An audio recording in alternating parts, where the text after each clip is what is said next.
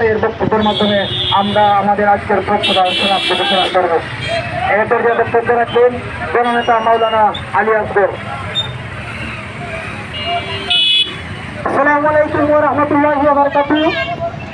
সম্মানিত এলাকাবাসী, সম্মানিত সুনামগঞ্জবাসী, আপনারা জানেন এই ছাত্র অধিকার পরিষদ, যুব অধিকার পরিষদ, শ্রমিক অধিকার পরিষদ, গণ অধিকার পরিষদ যে সংগঠন, সেই সংগঠন শুধু নেতার বাঁচিতে হয় নাই।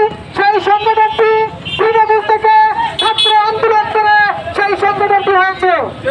এই সংগঠনের মাধ্যমে এই বাংলার মাটিতে আজকে বৈষম্য বিরোধী ছাত্র আন্দোলনে নেতৃত্ব দিয়েছে সেই গণ অধিকার পরিষদের সংগ্রামী সভাপতি বিপিনুরুল হক মিয়া।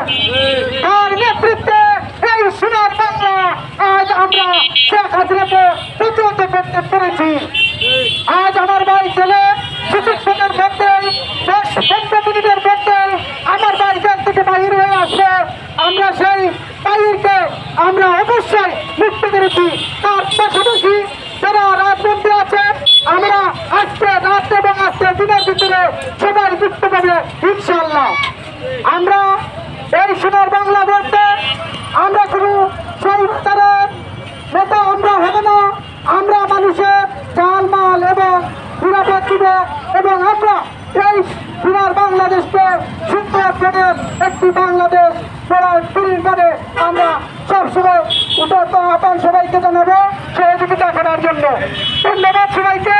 আজকে আমাদের এই প্রতিনিধি এবং বিজয় মিছিলের সমাপ্তি ঘোষণা করছি।